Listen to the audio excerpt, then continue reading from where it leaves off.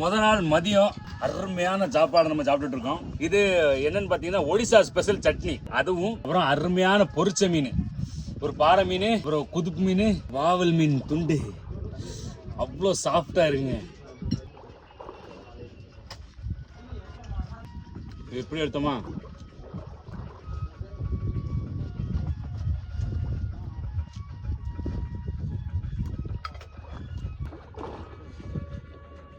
வாவல் மீன்